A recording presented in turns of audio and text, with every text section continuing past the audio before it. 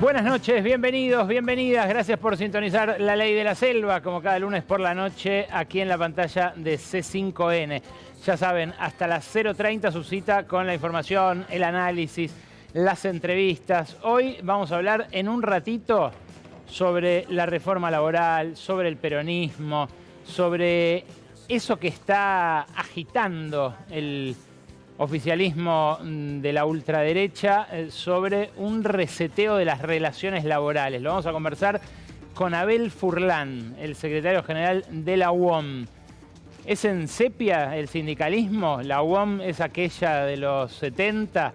¿O hay algo que tengan para decir los trabajadores organizados en este momento en el que el discurso individualista permea tanto sobre todo la juventud trabajadora? Vamos a ver qué tiene para decir Furlan, y también más tarde vamos a hablar con Claudio Katz. Claudio Katz, ustedes lo conocen, lo hemos entrevistado aquí. Es un economista crítico, heterodoxo, fundador de Economistas de Izquierda, pero además un doctor en ciencias sociales, un tipo que creo vale la pena escuchar sobre los planes de Trump para la región. Lo que pasa en Argentina no está en absoluto aislado de lo que pasa en el resto del Cono Sur, y lo vamos a conversar con un tipo que de verdad creo que vale la pena escuchar en un ratito aquí en nuestro programa. Pero primero, lo que quema, la noticia más fresca. Acaba de ser designado el 7º miembro de la JP Morgan, del banco más grande de Wall Street, en el gabinete de La Libertad Avanza. Es Alejandro Leu, a quien le dio la bienvenida de esta manera hace un par de horas el ministro Luis Caputo, con una foto junto con él, un hombre que acaba de definir un sitio especializado en política como un doble agente, y ahora vamos a saber por qué. Dice Caputo de Alejandro Leu que es el nuevo secretario de Finanzas, que ya había sido parte del equipo. Aquí vuelve a cometer un error que le puede costar caro Caputo, parecido al de la foto de hoy con Santiago Bausili, el presidente del Banco Central, como parte del gabinete. Claro, error digo porque a algunos acreedores les puede parecer que si es parte del equipo, el presidente del Banco Central, si era parte del equipo durante la primera parte del mandato director del Banco Central, bueno, pueden ser embargables los activos del Banco Central como si fueran del Tesoro. Pero dice Caputo que ya estuvo, que ya fue funcionario en el Banco Central, que antes fue el CFO de YPF y otras compañías, y que tuvo una extensa trayectoria en bancos internacionales. No menciona a JP Morgan, Caputo, el lugar a donde hizo su fortuna como trader, porque claro, es el lugar a donde Leu trabajó durante 10 años, entre el 97 y el 2007.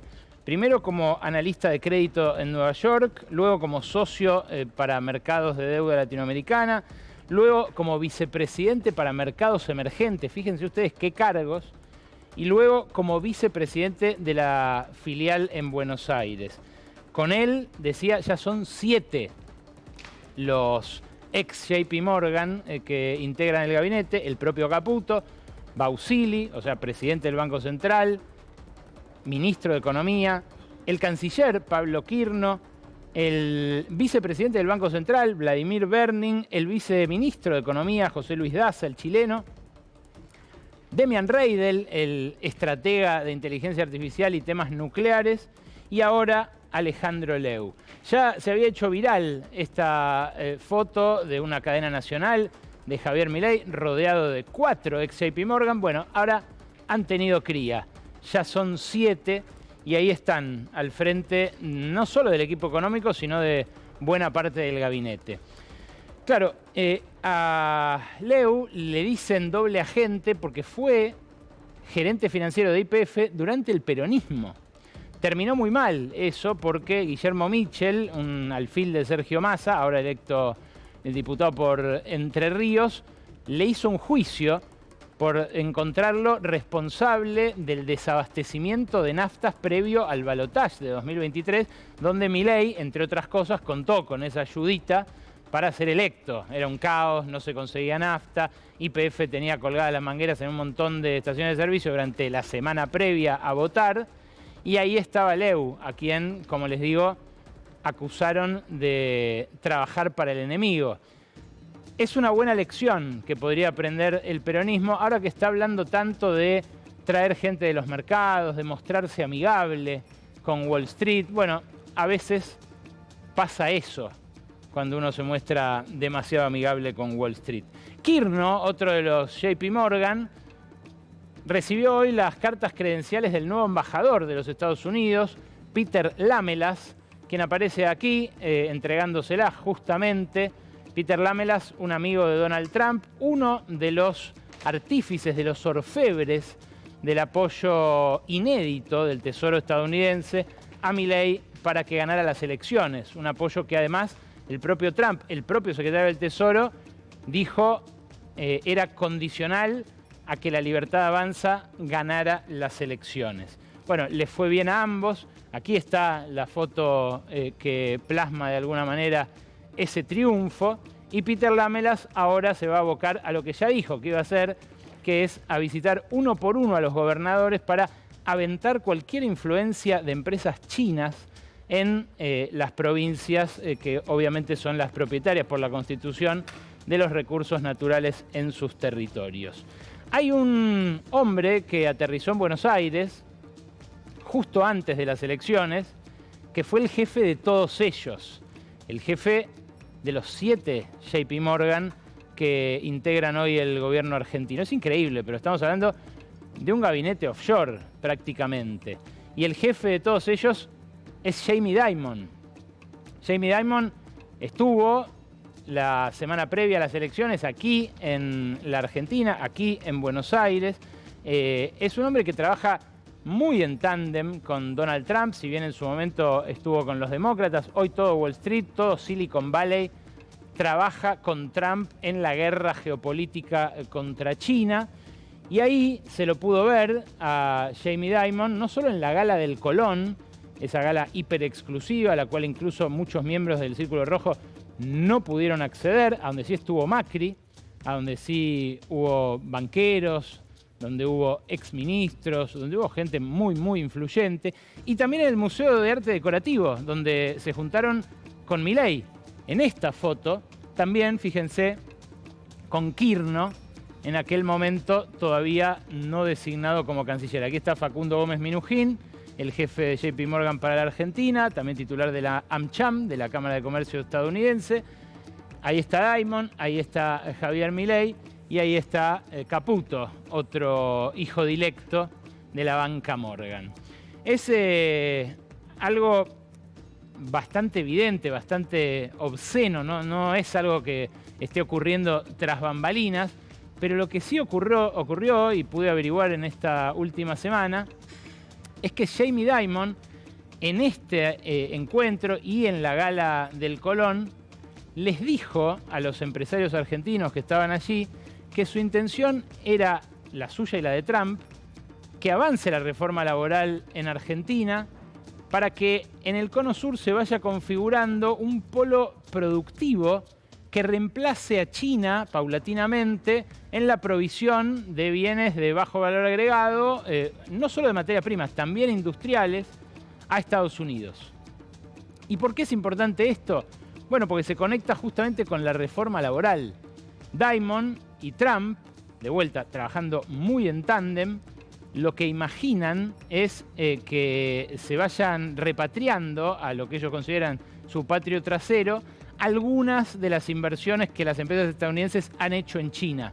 Imaginan una especie de maquila para todo el Cono Sur, algo que en México ya consiguieron de la mano del NAFTA hace más de 20 años. Bueno, esto, decía, conecta con un deseo, con una aspiración, con un proyecto de los dueños de la Argentina. Dueños que han renunciado a disputar un rol industrial que Argentina tuvo durante mucho tiempo y que se han resignado a oficiar casi como intermediarios de los intereses estadounidenses en la región. Y para eso por eso presiona tanto Estados Unidos, es clave la reforma laboral. Una reforma laboral con la que ya está bombardeando el gobierno a sectores que con toda legitimidad aspiran a un mejor trabajo. Apunta sobre todo esta campaña al 40% de la población que está en negro, que está bajo distintas formas del precariado. Y por un lado intenta conectar con la mentalidad emprendedora, con esto que tanto está calando en muchos trabajadores que no se sienten tales, que entienden lo colectivo como algo pobre, como algo que no los va a llevar a ningún buen lugar. Y esto es algo complejo y profundo, pero pasa. La pregunta que habría que hacerse quizás es a ese sector de la clase trabajadora que por ahí se come el verso de ser socia de una plataforma o que cree que es su propio jefe al trabajar bajo estas modalidades precarias. ¿Qué pasaría si alguien le ofrece un empleo en blanco, con vacaciones, con paritarias que vayan por arriba de la inflación? Hoy me lo decía Fernando Rosso, lo estuvimos conversando en la radio. ¿Aceptarían o no aceptarían? Alguien que hoy se pela el lomo 12 horas por día, que no tiene jubilación, que no tiene aportes. ¿No le gustaría acaso ser parte de ese sector que todavía goza de cierta protección? Bueno, el otro argumento que funciona como ariete de la flexibilización laboral es el de la supuesta inclusión. Decía uno de los propagandistas del gobierno la semana pasada, al que no tiene ningún derecho, cualquier mejora le representa un derecho nuevo. Al que la reforma le pueda dar derechos, le va a estar generando un mayor bienestar. Y ahí, la verdad que toda la evidencia lo desmiente. Ya no es una cuestión ideológica o de autopercepción. El que trabaja precariamente tiene todo el tiempo el reflejo del que no lo hace, el que trabaja según la ley. Entonces, si al que trabaja según la ley le quitan derechos, lo más probable es que al precario no le mejore la situación, sino que al revés, se vea empujado a situaciones todavía más lastimosas. Y la verdad que la falacia de este último argumento se puede probar muy fácilmente con la historia reciente, con la historia de los últimos 30 años de la Argentina. Fíjate, este gráfico lo preparó nuestro equipo de investigación del Mirador de la Actualidad del Trabajo y la Economía, el MATE. Es un gráfico que muestra en el largo plazo, acompáñame si querés, la informalidad laboral al ritmo de los distintos cambios en las normas laborales.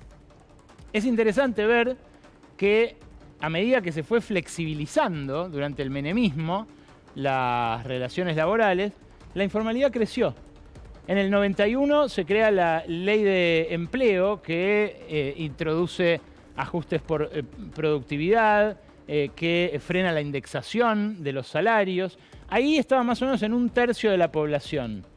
Cuando en el 95 introducen los nuevos regímenes de convenio colectivo, empieza a subir. Supera el 40, llega al 42, 43. En el 98 se crea el monotributo.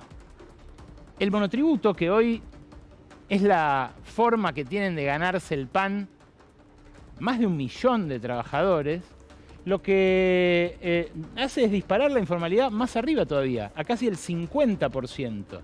Cuando en el 2000 llega la ley Banelco, llega efectivamente a ese 50%. La ley Banelco, recordarán ustedes, la que Hugo Moyano dijo, aprobaron coimeando a los legisladores. ¿Cuándo empieza a bajar la informalidad? Bueno, cuando empiezan a revertirse esas reformas laborales. Cuando empieza a crecer la economía y cuando empiezan a hacerse inspecciones sobre la ilegalidad en el mundo del trabajo. Baja de vuelta al 1/3. Toca un mínimo del 31%. Fíjense, en la pandemia, cuando, claro, no convenía tener empleados en negro porque el Estado a los que estaban en blanco les pagaba el sueldo. Después, fíjense cómo se dispara nuevamente a la salida de la pandemia, bajo el peronismo, y hoy está en ese 36% que dicen se va a reducir si flexibilizamos. Claro, las leyes laborales de por sí no es que crean empleo, los crea la actividad económica. Y se puede ver el mismo gráfico, en el mismo largo plazo, del desempleo. Fíjate lo que pasa con el desempleo cuando lo cruzamos con los distintos cambios en la legislación laboral. Al principio sube descomunalmente con esos cambios que decía la ley de empleo, el nuevo régimen colectivo de trabajo, el monotributo. Llega al 18,5%, al récord, antes de la crisis de 2001-2002, antes del estallido de bronca popular, cuando 1 de cada 5 estaba sin trabajo, ni precario, ni en blanco, ni nada. Y empieza a bajar el desempleo también con la reversión de las reformas laborales. Es algo que no resiste el análisis más elemental, esto que les digo. Pero bueno, a algunos legisladores parece escapársele. Claro, es la historia lo que muestra esto, la historia reciente. Ahora, también se puede hacer dos ejercicios, dos experimentos, diría yo, que no requieren revisar la historia, que permiten probarlo en el aquí y ahora, sin comparaciones históricas, insisto. Fíjate, ¿cuál es el sector que tiene más informalidad? ¿Lo querés ver? Míralo. El sector que más informalidad tiene es el empleo doméstico. Es a donde menos se inspecciona, a donde menos el Estado ejerce su rol de contralor, pero muy cerca está el de la construcción. Y el de la construcción es el que ya tiene algunos de los aspectos de la reforma laboral que empujó en su momento Macri y con la que ahora insiste Milei, los dueños, Jamie Dimon, Trump. Hay algo que en el convenio de la UOCRA se llama Fondo de Cese Laboral. Es lo que permite que no les paguen indemnizaciones a los albañiles que se despiden. Y ahí lo que se ve es que no impide esa falta de indemnización o el reemplazo de esa indemnización por este fondo el hecho de que se emplee mayormente en negro. Más de 3 de cada 4 personas que trabajan en la construcción lo están en esas condiciones. Claro, el que menos tiene es la enseñanza, porque el empleador es el Estado. Ahí el problema es otro, ¿no? Los bajos salarios. Pero esto ocurre hoy, ocurre ahora. Y de hecho, también se puede ver este gráfico de Luis Campos sobre datos del IERIC, de la propia UOCRA lo prueba. Lo que se puede ver es que los puestos de trabajo en la construcción también son los que más fluctúan. Fíjate, en julio del 25, el último dato disponible, se registró una de las menores cantidades de empleados en blanco en el sector de la construcción desde que hay registro, de los últimos 20 años.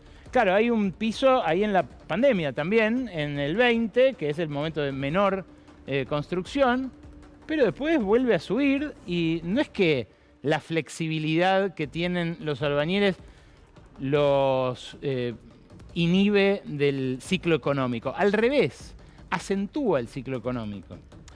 El otro experimento que se puede hacer sin apelar a la historia es el de las empresas de empleo temporario.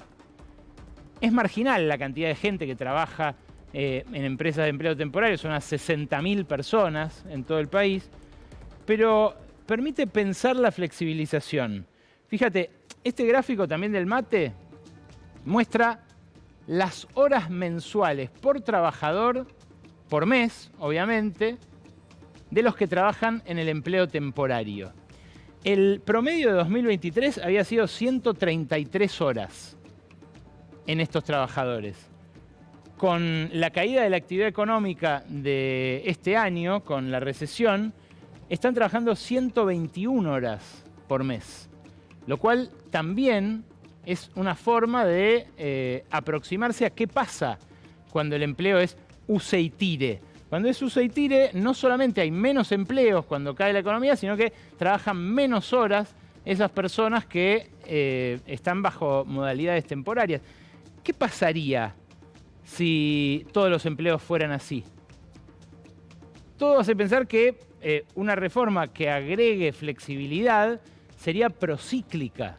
O sea, haría que en momentos de auge sí se puedan contratar más trabajadores, pero que rápidamente en momentos de recesión caigan los empleos más que la actividad económica, que queden sin protección, que queden en la ley de la selva, que es un poco lo que busca este proyecto. Un proyecto que de novedoso no tiene nada, pero que, insisto, se calza sobre un espíritu de época mucho más individualista, mucho más instalado en esa lógica del sálvese quien pueda, de lo que muchos políticos piensan. Claro, los dueños están eufóricos. Durante toda la semana pasada se vio, no pueden creer lo que pasó, es prácticamente un pleno a la ruleta lo que ocurrió en las elecciones para ellos. Y se ve en este gráfico, el gráfico del Merval en dólares, que bueno, viene bailando desde que asumió Milei al ritmo de los votos en el Congreso, a favor o en contra del oficialismo, pero que después de la elección pegó un respingo hasta casi el pico que se registró a principios de este año. Fíjense, el pico ese que se ve ahí, que es más alto que el 2017 de Macri, antes del desplome, el descalabro de su programa económico. Bueno, está por ser alcanzado nuevamente después de una semana en la que las acciones subieron 45%. Imagínense la guita que hicieron los empresarios más hábiles y que más apostaron por Milei, que recompraron acciones de sus compañías al precio previo al batacazo de la ultraderecha.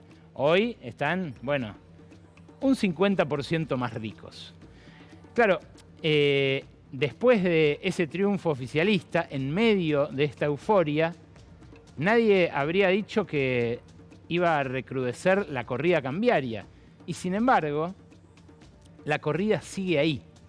Hoy volvió a tocar 1.500 pesos el dólar en el mercado oficial. Hoy volvió a subir, volvió a mostrar cómo se toca el techo de esa banda de flotación en la que el mercado no cree mucho, a pesar de que el secretario del Tesoro dice es sostenible. Y ahí, bueno, lo que manda es la política, es clarísimo.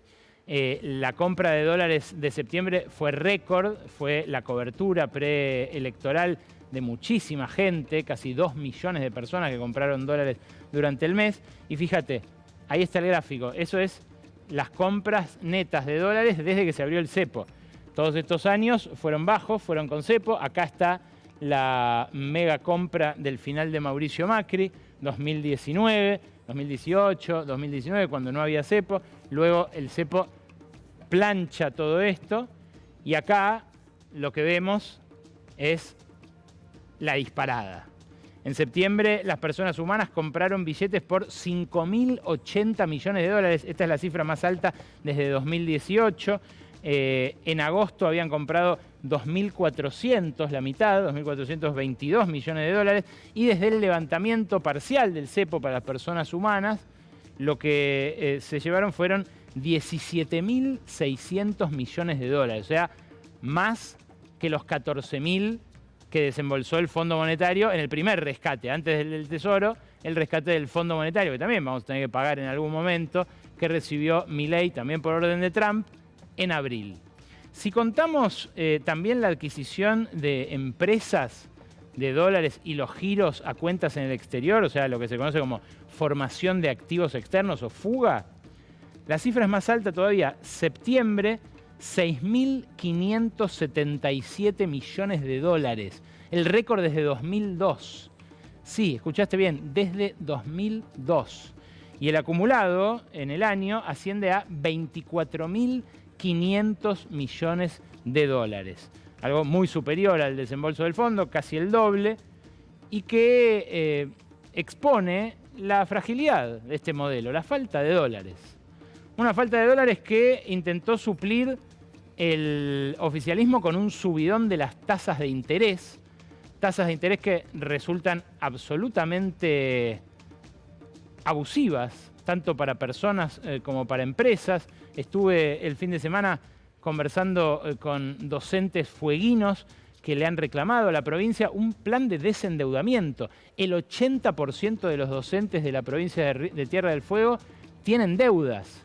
Y es interesante lo que proponen, porque toman algo que suele tomarse como un problema individual, que además genera mucha culpa, el endeudarse, el haber sacado un crédito mal, como un tema colectivo. Si todos alrededor están endeudados, bueno, algo pasa. No son préstamos que sacan para comprarse una licuadora, una heladera, un auto. Son préstamos para pagar la comida y el alquiler. Y evidentemente tiene que ver eso con esa tasa de interés. Fíjense lo que es el torniquete monetario que desplegó Milei para intentar contener el dólar. Ahí están graficadas todas las tasas. La de adelantos en cuenta corriente, la amarilla, es la más importante. Está arriba del 170% a mediados de octubre. Bajó un cachito para las elecciones, pero ahí está, de vuelta subiendo, arrimándose al 150%. Eso hace que el que paga el mínimo de la tarjeta se vea ahogado rápidamente, en un par de meses. Pero a las empresas también les pega. Hay marcas poderosas de la Argentina, estuve peinando algunas en las bases de datos de deudores, que tienen 15.000, 20.000, 30.000, 40.000 millones de pesos en deuda con el sistema financiero y que ven cómo se incrementa esa deuda a ese ritmo tan por encima de la inflación. Una inflación que está en el 30 anual, 30 y pico. Bueno, una tasa del 150 dispara esas deudas hasta la estratosfera. No existe en ningún lugar del mundo una tasa así de positiva. Se funden personas y empresas y seca además esta tasa la plaza de pesos. Cuando el saber popular dice no hay un mango en la calle, es porque no hay un mango en la calle. Fíjate, si no, este otro gráfico que muestra el circulante como proporción del PBI. El circulante como proporción del PBI hoy está 25.000 millones de dólares abajo del promedio de 2003 a 2018. Para equiparar lo que había de plata en la calle en tiempos normales, no digo ni en el peronismo, digo en 4 gobiernos distintos que tuvieron más o menos un 9% del PBI en circulante, bueno, hoy está abajo del 3%. Y para equiparar la guita que había en la calle, habría que inyectar el equivalente a 25.000 millones de dólares. Este gráfico muy interesante lo hizo de la consultora 1816, como reflejo, como espejo de lo que generan esas tasas de interés, además de pingües ganancias para el sistema financiero, obviamente, igual que en los años 90. Lo dijo hasta Domingo Cavallo. Es alucinante verlo, pero sí, Domingo Cavallo expresó este fin de semana en su blog una idea. Dice, no puede ser que se mantenga el cepo para las empresas, no puede ser que haya restricciones para dolarizarse y no puede ser que se mantenga ese tipo de cambio. Es un poco utópica la visión que pone Cavallo, que quiere una convertibilidad con tipo de cambio flotante. Son como medio dos bichos distintos. Pero muy tajantemente dice, la libertad tiene que avanzar también en materia monetaria, cambiaria y financiera. Y destaca esto, la convertibilidad del peso y darle al dólar curso legal ayuda a que se remonetice la economía, tanto en pesos como en dólares, permitiendo una rápida expansión del crédito al sector privado y una drástica caída de la tasa de interés en consonancia con la reducción del riesgo país y la desaparición de las expectativas de devaluación. Claro, cuenta Milei con una ayuda inestimable, que es la ayuda de la crisis política que se desató justo antes de que él asumiera. La pulverización de las dos grandes narrativas que orientaron la democracia en los primeros 20 años del siglo se expresó este fin de semana en sendos pataleos de Cristina Fernández de Kirchner, por un lado, y de Mauricio Macri, por el otro. Uno que se fue de Olivos sin nada de lo que esperaba llevarse, que se fue de una cena con Javier Milei en la que se sintió destratado y lo expresó en Twitter, además de haber hecho una mueca de mucho desagrado al salir de Olivos. Y la otra, la de Cristina Fernández de Kirchner, que por primera vez aludió al gobernador Axel Kicillof como el responsable de la derrota. En una carta larguísima que recordó aquellas cartas con las que bombardeaba Alberto Fernández en su presidencia, una presidencia a la que accedió básicamente por designio suyo.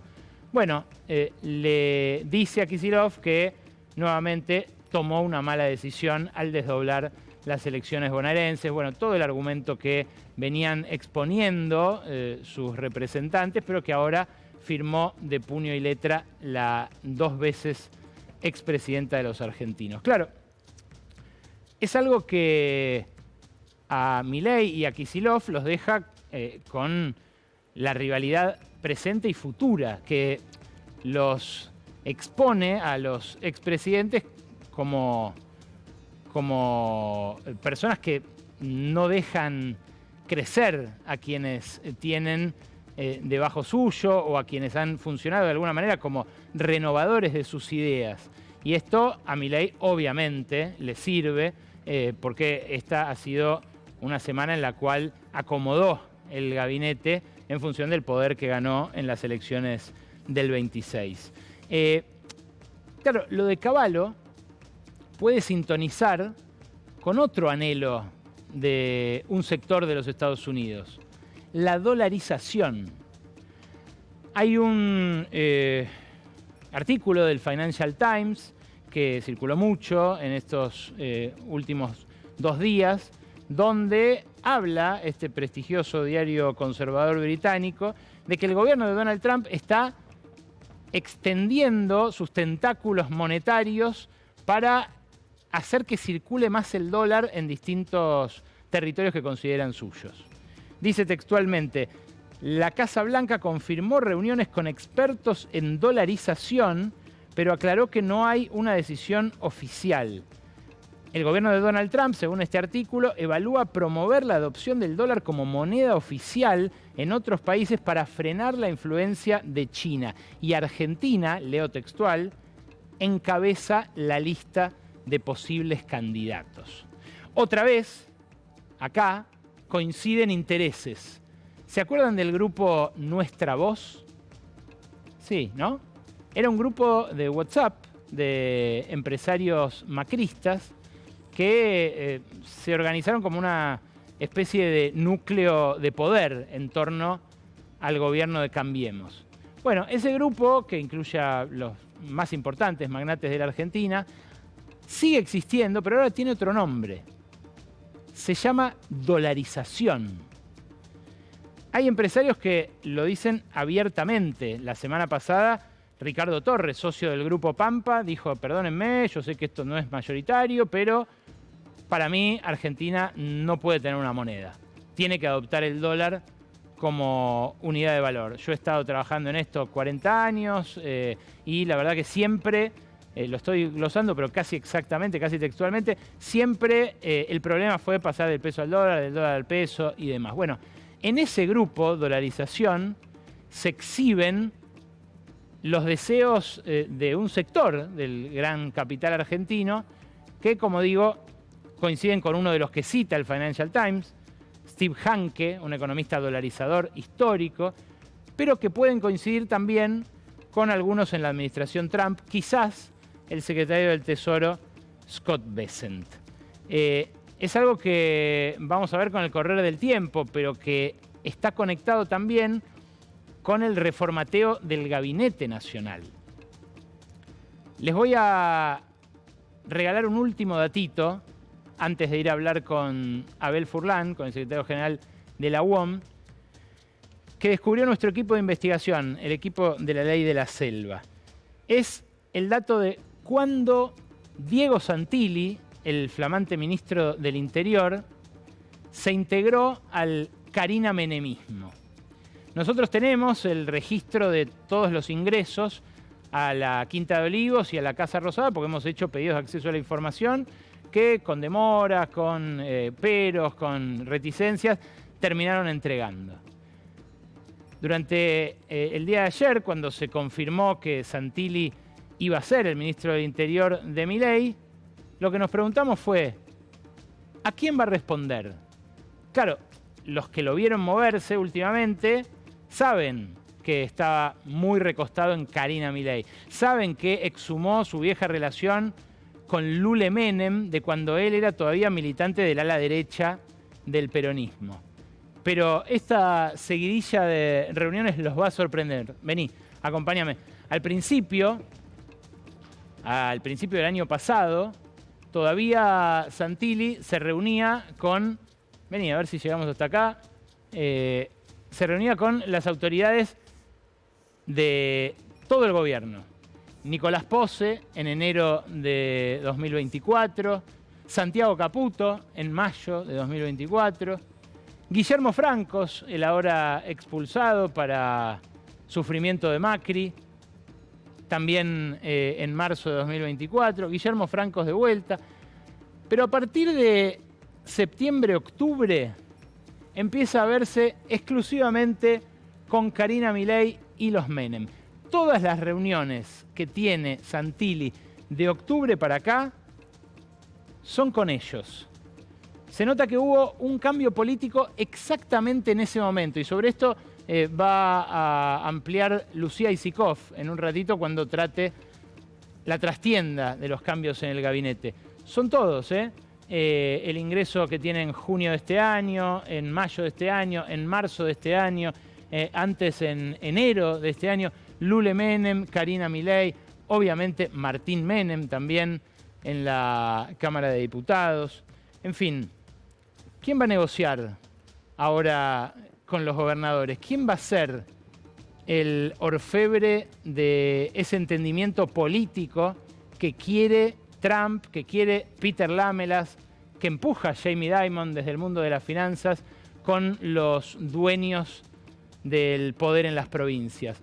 ¿Va a ser Diego Santilli o va a ser su viejo amigo del peronismo, Eduardo Lule Menem? Bueno, lo vamos a ver apenas eche a rodar su gestión la semana próxima.